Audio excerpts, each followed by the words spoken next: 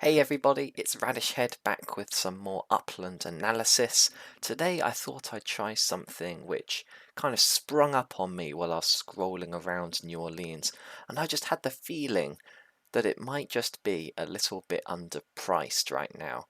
And that's kind of understandable. The Nashville release is obviously just around the corner. People don't really want to spend too much UPIX on properties right now.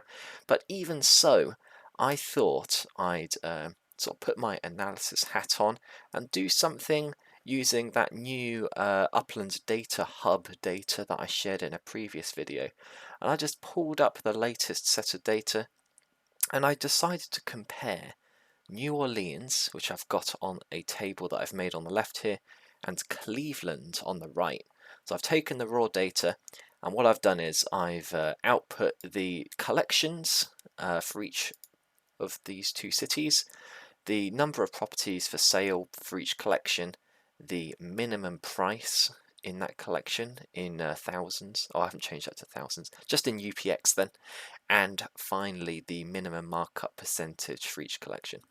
And I was just doing a fairly top level comparison, and I found a few things which I thought I'd like to share in a video today.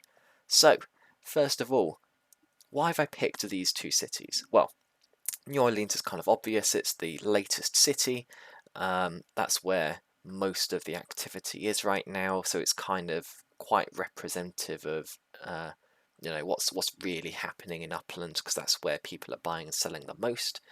And it is, well, Upland has kind of been trying to move away a bit from this tier system of cities. So originally you had your tier 1 cities, and that was Manhattan, San Francisco, more recently Chicago. You had tier 2 cities like Brooklyn, and as you see on the screen here, Cleveland was advertised as a tier 2 city.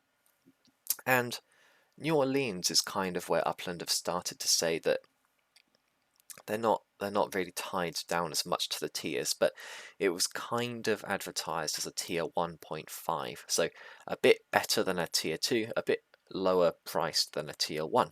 So in theory, you'd expect New Orleans as a tier 1.5 to be a bit more valuable than a tier 2 Cleveland. But when you just have a scroll through the numbers, that doesn't seem to be the case right now. And you'd expect it to be the case, not just because of the tiers, but look at this, the number of properties for sale in Cleveland, 24,000. Number of properties for sale in New Orleans, 16,000 roughly. That's a significant difference. So, already you're seeing, okay, New Orleans, yeah, there's just fewer properties in the city, so you'd expect the floor to be higher.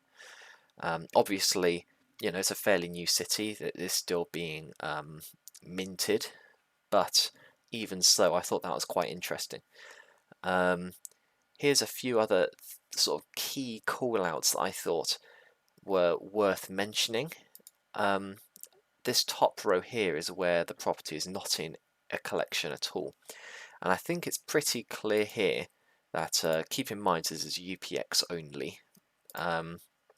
Both of these cities are underpriced right now for non-collection properties. I mean, the minimum markup 77% in New Orleans, 87% in Cleveland, and 87.7% in a sort of like a well-established city like Cleveland is very low.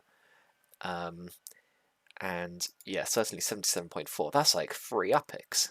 If that property is a decent price, yeah, just just grab it. Anything below 80% is a no-brainer, in my opinion, because the yields that you'll be getting from that just instantly makes that worth it, in my opinion.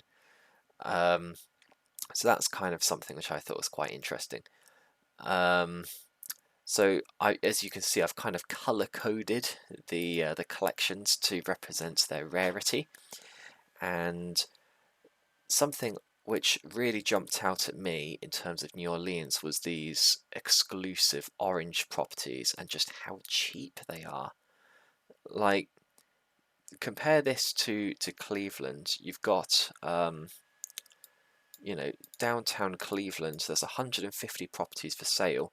The lowest is 98,000 UPIX. There's nothing in Cleveland that's even comes close to 98,000, and there's more downtown Cleveland properties for sale than any of these.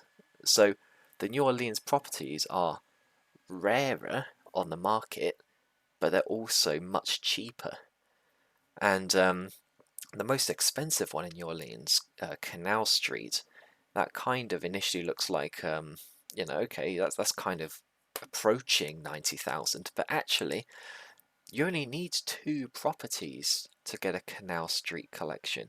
So that's actually more comparable to the Cuyahoga Valley, however you pronounce that. Now, there's definitely more properties in Canal Street than there are in Cuyahoga Valley, but even so, Canal Street right now is representing less than 200,000 UPIX, well under 200,000 for a exclusive collection, and that is super low. Um, Here's another interesting point, which on the Cleveland side actually, which I wasn't expecting, is the Euclid Avenue. Look, it's a red rare, but it's kind of actually cheaper in terms of the minimum price than Cuyahoga Valley, which by quite a significant amount actually. So just sort of on a aside, while we're comparing those two cities, I think Euclid Avenue is probably underpriced. It should probably be something closer to at least 200,000, if not more. So that was an interesting point. But yeah, I guess what can we learn from this is just overall, while we're waiting for Nashville to release or even be announced, the market is a bit slow at the moment. So I expect all of these to pick up over the coming weeks, and I'm going to be tracking that and bringing that to you as I learn it. But aside from that, yeah, just a few individual lines which I thought worth calling out. The Euclid Avenue, uh, the Canal Street is certainly quite cheap, I think.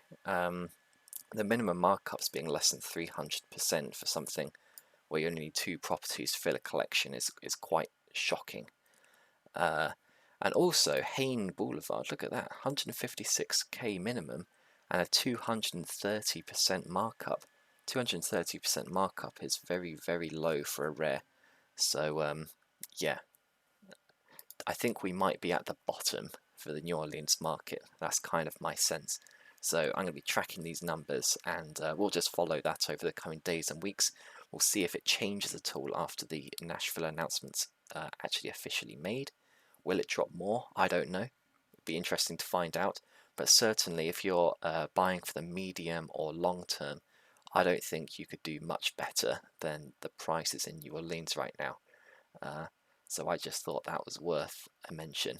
Anyway, thank you very much for watching. If you want to see similar videos in the future, please consider subscribing and liking the video. And yeah, let me know your feedback in the comments. Anyway, until next time, see you.